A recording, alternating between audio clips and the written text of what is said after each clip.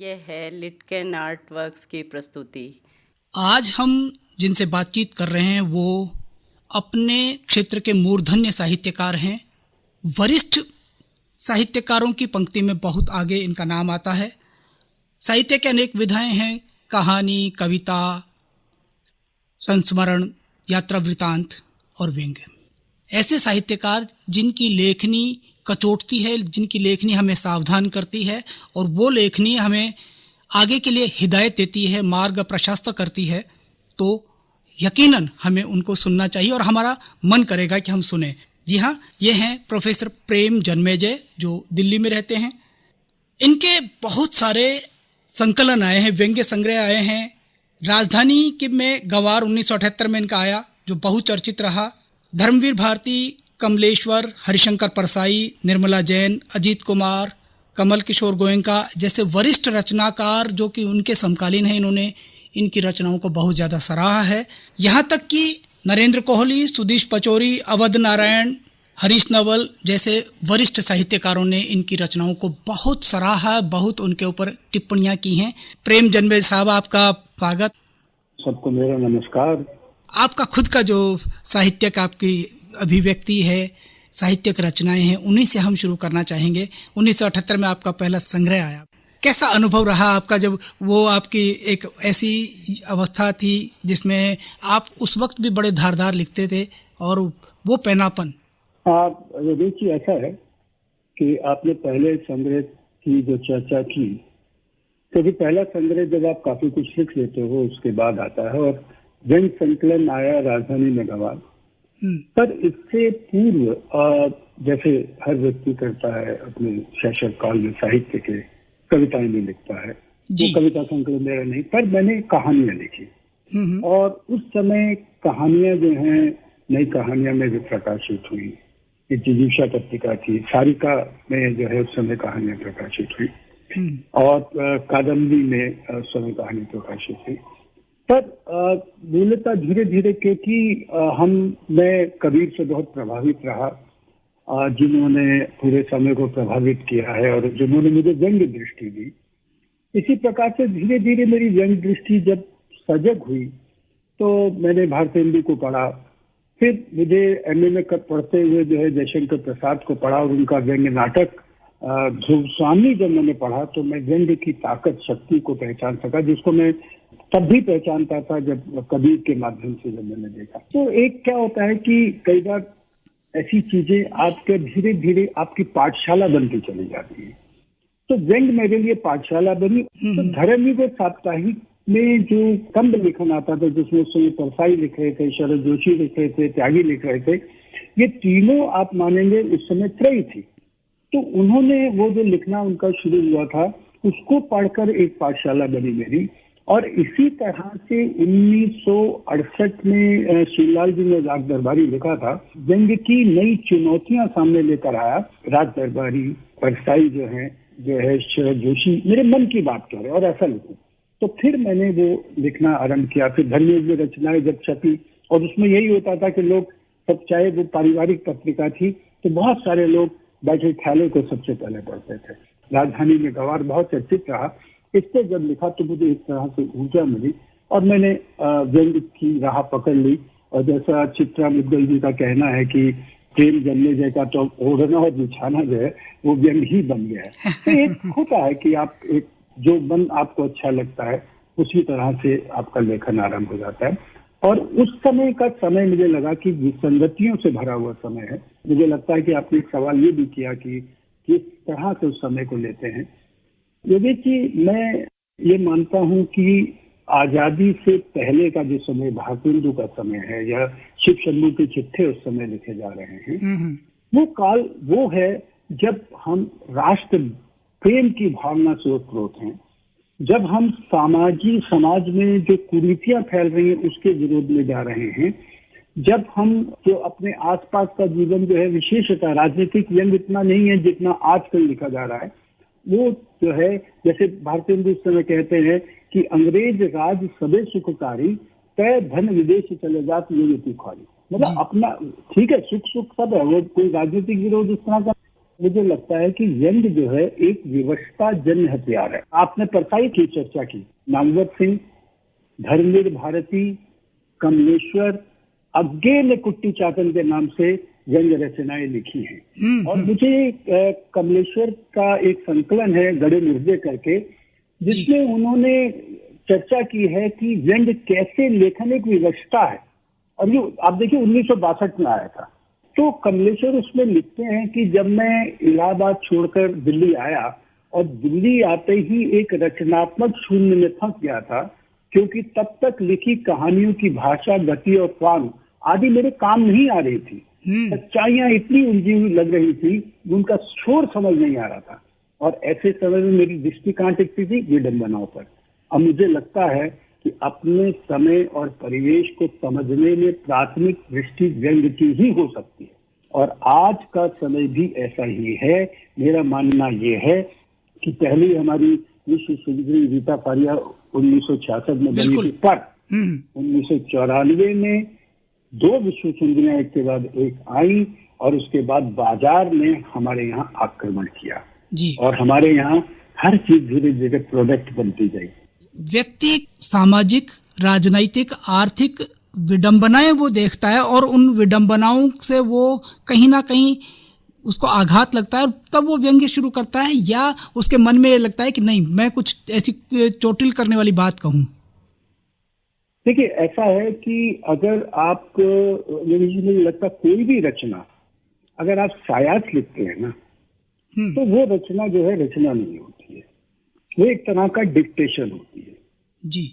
ऐसे ही अगर आपके अंदर, जैसे अभी मैंने उदाहरण दिया कमलेश्वर का, कि जिसमें उन्होंने कहा कि मुझे लगा कि जो विडंबनाएं हमारे सामने आ रही हैं, और उसमें जो है मुझे लगा ये गति, ये भाषा, ये फॉर्म नहीं चल सकती। जो मजाक बनाना वो अलग चीज है, पर व्यंग्य जो होता है वो सीधा जैसे तीर होता है ना। बहुत एक बार नामवर जी कहीं बात हो रही थी उनसे, और उस आयोजन में मैं भी था, मैंने भी बोला था, तो उन्होंने बोला कि व्यंग्य जो है उसके ऊपर अंग की बिंदी जो है ना, ये वस्तुतः डंक है, जिसका हथियार के रूप में व्यक्ति प्रयोग करता है। और ऐसा व्यंग्य कविता में बहुत कम देखने को मिला, लेकिन जब गद्य की बात करते हैं तो इतने सारे नाम हमारे सामने आते हैं। लेकिन आज यदि हम समकालीन साहित्य में देखें तो धीरे धीरे करके बहुत ये लोगों की जो विचारधारा है शायद सिकुड़ती गई।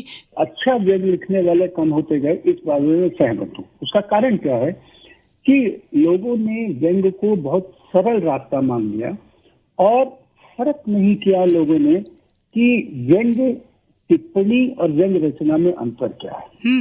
व्यंग्य को जब आप, जैसे अगर आप संकेत जो कर रहे हैं, मुझे लगता है कि वो कम लेखन पर भी है, जहां पर आज कोई घटना घटी, मतलब अखबार नवीसी एक तरह की है, उसको जो है आपने उस पर व्यंग्यात्मक टिप्पणी की और उसको रचना मान दिया। ऐसा नहीं है। मेरा मानना यह है, 3 चीजें मैं कहता हूं कि व्यंग्य रचना, रचना में व्यंग्य और व्यंग्यात्मक टिप्पणी, ये तीनों चीजें अलग हैं। जब तक आपकी रचना नहीं बनेगी, वो साहित्य नहीं बनेगा। साहित्य की अपनी अपेक्षाएं हैं, कहानी की जैसे अपेक्षा है। और हमारे यहाँ बहुत बड़ी समस्या क्या है कि हम लोगों ने व्यंग्य को, परसाई, शरद जैसे लोगों ने समलेखन दिया तो पाठकों का बहुत प्यार मिला, बहुत लोग पढ़ने लग गए इसको, तो उसका हमने एक तरह से दुरुपयोग किया। हमने मान लिया कि व्यंग्यकार होकर जो है बहुत विशिष्ट जन्म हो गए, और इसके कारण हमने एक अपना छोटा सा कुआं खोद लिया, उसी के अंदर बैठे रहे और एक दूसरे से प्रतियोगिता करते रहे।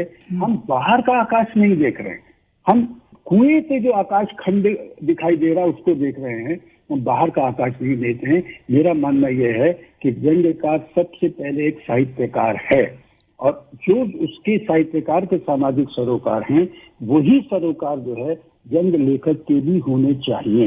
व्यंग्यकार जो है, व्यंग्य कहकर जो है, आप ये नहीं कि सर मैं व्यंग्यकार हूं और सिर्फ राजनीतिक टिप्पणियां करेंगे। तो व्यंग्य मूलतः अगर जब रचना में आता है तो एक चेतना लेकर आपको जगाता है। आपको उसके प्रति ये नहीं है कि आपका विवेचन कर देगा, कि आपको हंसा दिया कि हंस गए और आप भूल गए कि क्या करते हैं।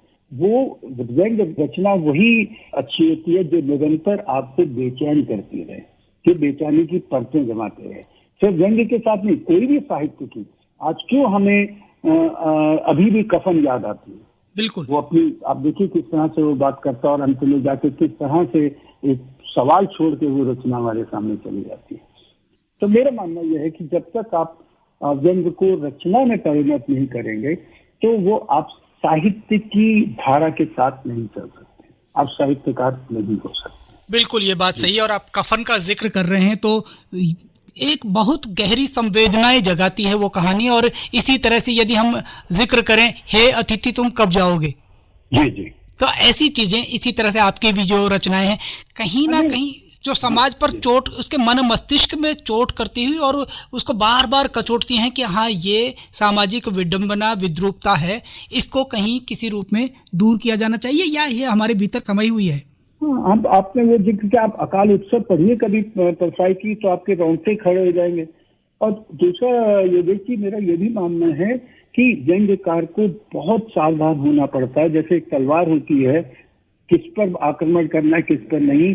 कभी भी ऐसे व्यक्ति पर आक्रमण नहीं करना चाहिए जो वंचित है, तो बेचारा बहुत समाज का हमारा एक वंचित वर्ग भी है, वंचितों पर कभी आक्रमण नहीं करना चाहिए। हाँ, उनको मानसिक संबल मिल सके, उन पर किसी भी तरह से तंज करने की आवश्यकता नहीं है। वो वर्ग शायद व्यंग्य के लिए नहीं है। जी हाँ, मैं मानता हूँ, क्योंकि मुझसे एक ऐसी सवाल किया जगह मैंने बोला, आप मेरी बात को बहुत अच्छी तरह समझ गए। और ये मूलभूत अंतर जब व्यक्ति समझ लेता है, साहित्यकार समझ लेता है, एक व्यंग्यकार समझ लेता है, तो निश्चित रूप से वो शोषित, दमित और वंचित वर्ग के लिए तो कम से कम इस तरह की बात नहीं कह सकता है, और जो आप एक बहुत बड़ी बात कह रहे हैं। जन्मेजय साहब, जब आज के हम बात करते हैं, आज के परिदृश्य में व्यंग्यकार राजनीतिक टिप्पणी आप जैसा कि बता रहे हैं वैसा करने लगे हैं। अपना एक शॉर्टकट वो देखते हैं कि मैं किस तरह से जितना जल्दी हो सके कामयाबी की तरफ पहुंच जाऊं। कालजयी रचनाएं जो आपने लिखी हैं, दूसरे लेखकों ने लिखी हैं, वो आज संभावनाएं क्षीण क्यों होती जा रही हैं? मतलब मुझे उसका कारण वही लगता है कि लेखन में जब आप शॉर्टकट तलाशने लगते हैं, जिसकी आपने भी संकेत किया था इस प्रश्न की ओर जी, कि जब आप ये देखते हैं कि मुझे जल्दी से जल्दी सब कुछ मिल जाए। हमारे यहाँ तो ये माना जाता है कि रचना लेखन या साहित्य लेखन एक तरह की तपस्या है। हमारे यहाँ प्रेमचंद जैसे लोगों ने ये कहा है कि समाज के आगे चलने वाली मशाल है। चंद्रशेखर शर्मा बुलेन जी का, जिन्होंने ज्यादा रचनाएं नहीं लिखी, लिखें, अच्छा लिखें। और जब तक आपके पास अध्ययन नहीं होगा, जब तक आप चीजों को जानेंगे नहीं, जब आप अपने दर्शन को नहीं पहचानेंगे, तब तक अपनी अस्मिता को नहीं एक तरह से पहचानेंगे, सिर्फ लिखने के लिए लिखेंगे तो वो लेखन नहीं होगा। पर इस पीढ़ी में अभाव नहीं देखे हैं, जहाँ तक समृद्धि देख रही है। जो मध्य पीढ़ी की बात कर रहा है, उनकी बात नहीं कर रहा जो वंचित है। बाजार आपको दिखा रहा है, बाजार आपकी रचना को भी एक प्रोडक्ट बना के बेच रहा है, बाजार कई तरह की चीजें कर रहा है, और उसमें आप अलग उलझ के फंस जाएंगे। तो जो आपका दायित्व है, एक साहित्यकार का दायित्व, मैं व्यंग्यकार नहीं कह रहा हूँ, व्यंग्यकार को साहित्यकार मान रहा हूँ, उसका जो व्यंग्यकार भी साहित्यकार ही होता है, यकीनन होता है, इसमें कोई दो राय नहीं है। तो आपका जो एक, मुझे लगता है कि साहित्यकार का वही दायित्व है जो एक माता पिता का अपनी संतान के प्रति होता है, एक अच्छे देश सेवक का अपना राष्ट्र के प्रति होता है, जो उसके लिए, जो एक सैनिक का अपने राष्ट्र के लिए होता है, जो उसके सम्मान और अस्मिता के लिए अपनी जान तक लगा देता है। जब तक ये भाव एक रचनाकार के रूप में, साहित्यकार के रूप में आपके मन में नहीं आएगा कि मैं वो दूं जो मेरे समाज, मेरे देश को आगे बढ़ाता है, तब तक आप सही रास्ते पे नहीं जा रहे हैं। लेखकीय आत्मा को कहीं संतुष्टि मिलती है। लेखकीय आत्मा का आत्ममुदित होना कहाँ तक उचित है और कहाँ लेके जाएगा, और इसके परिणाम आने वाले क्या होने की संभावना देख रहे हैं आज आप इस कालखंड में? आत्ममुदितता तो हर युग में रही है एक तरह से, पर आज प्रतिशत थोड़ा ज्यादा हो गया है। और आत्ममुदितता तो आप जानते ही है, बहुत पुरानी कहानी भी है, जिसमें एक बकायदा रानी जो है शीशे के सामने देख के कहा करती थी कि भैया मुझसे ज्यादा सुंदर कौन है। तो मेरा मानना ये, हमारे यहाँ रीतिकाल में मुग्धा नायिकाओं के भी वर्णन है, जो अपने आप को देख देख के मुग्ध होती रहती हैं और शीशे से ही बात करती रहती हैं, समाज में नहीं जाती हैं, समाज से बात नहीं करते हैं। तो मुग्धा नायिकाएं हमारे समय में और पहले भी रही हैं, उनका प्रतिशत कम था, आज बहुत ज्यादा है, कि जो निरंतर मुग्ध होते रहते हैं अपने ऊपर, और ये निश्चित रूप से जब आप आत्ममुग्ध होते हैं तब आप अपनी आत्मा को भूल जाते हैं। आत्म चेतना है उसको कहीं सुला देती है। और ये नहीं है कि लेखक महत्वाकांक्षी ना हो, लेखक अपने बहुत ही अवसाद में रहे, निराशा में रहे, मैं ये नहीं कहता हूँ, पर आत्मविद्यता जो है वो आपको अपना विश्लेषण नहीं करने देती है। ये बहुत बड़ी, जिसको कह सकते हैं हमारे समाज की समय की जो कमजोरी है उसकी नब्ज दबाई है आपने। बिल्कुल, क्यों आत्म विश्लेषक होना पहली शर्त है बजाय आत्ममुग्ध के। तो ये एक बहुत बड़ी शर्त है, और चाहे वो साहित्य की किसी भी विधा के लिए हो, चाहे कविता हो, कहानी हो, छंद हो, गद्य पद्य या व्यंग्य की बात करें, क्योंकि ये साहित्यकार की लेख की प्रकृति पर निर्भर करता है, प्रवृत्ति पे है ना, कि अगर आप जैसे होंगे तो वही देंगे साहित्य में, चाहे कवि के रूप में दें चाहे व्यंग्यकार के रूप में दें। जी, तो ये एक बहुत बड़ी बात है और पहली शर्त है कि आत्म विश्लेषक बने, पढ़ें, और तभी आप आगे किसी ना किसी रूप में आगे बढ़ सकते हैं। लेकिन बस चलते चलते एक संक्षेप में कि जो वर्तमान कालखंड है उसमें व्यंग्य का आप क्या भविष्य देख रहे हैं? मैं निश्चित रूप से एक अच्छा भविष्य देखता हूँ। बहुत सारे लोग हैं, मतलब, और सबसे बढ़िया व्यंग्य में तो मुझे जो अच्छा लग रहा है, क्योंकि मैंने 2004 में व्यंग्य यात्रा का प्रकाशन आरंभ किया था, और उसका अर्थ ये था कि हमने व्यंग्य बहुत लिखा। आप देखेंगे व्यंग्य बहुत लिखा जाता है, व्यंग्य पे बातचीत कहीं नहीं हुई। तो व्यंग्य पे विमर्श हो, व्यंग्य का सौंदर्य शास्त्र क्या है, व्यंग्य का मनोविज्ञान क्या है, व्यंग्य में मिथकीय प्रयोग क्यों होते हैं, तो इन सारे सवालों पे बातचीत शुरू हुई। और आज इस समय मैं कह सकता हूँ कि 21वीं सदी में एक तो व्यंग्य का विमर्श काल भी आरंभ हो गया। और जब तक आपका विमर्श नहीं होगा कि कैसा लिखा जा रहा है व्यंग्य, जब तक आप ये नहीं बताएंगे तब तक अच्छा व्यंग्य लिखना जरा कठिन हो जाता है। कौन ठहरेगा उसमें किसमें कितना दम है, ये कामायनी में हुआ, वही जो ठहरता है जिसके पास रचनात्मक ताकत होगी, चाहे वो कहानी में हो। और व्यंग्य जो है, मेरी दृष्टि से मुझे जो लगता है कि व्यंग्य का एक अत्यधिक सक्रिय काल है और इसमें सावधानी की बहुत आवश्यकता है। मैं बहुत ही अधिक आशान्वित हूँ, और लेखक को, रचनाकार को आशान्वित होना चाहिए हर समय में, नहीं तो अवसाद भोग लेता है उसको। एक बहुत बड़ी चुनौती हमारे समाज के सामने है कि हम विश्लेषणात्मक दृष्टिकोण रखें और पूरी तरह से आत्म मंथन करके हम आगे बढ़ें, तभी हम साहित्य के सही सेवा कर पाएंगे। प्रोफेसर प्रेम जन्मेजय, आपका बहुत बहुत आभार, ने इतना समय हमें दिया। योगेश जी, मैं आपका आभार व्यक्त करता हूँ। अन्यथा लोग ज्यादातर रचना पाठ के लिए करते हैं और व्यंग्य से जुड़े ऐसे सवाल किसी ने नहीं किए, कभी उसको व्यापक धरातल पर, सामाजिक धरातल पर, बड़े धरातल पर नहीं जोड़ा। आपके सवालों ने निश्चित ही मुझे बहुत कुछ कहने को विवश किया। मैं आपका ज्यादा आभारी। आपका बहुत बहुत आभार, धन्यवाद। ये थी लिटकेन आर्टवर्क्स की प्रस्तुति।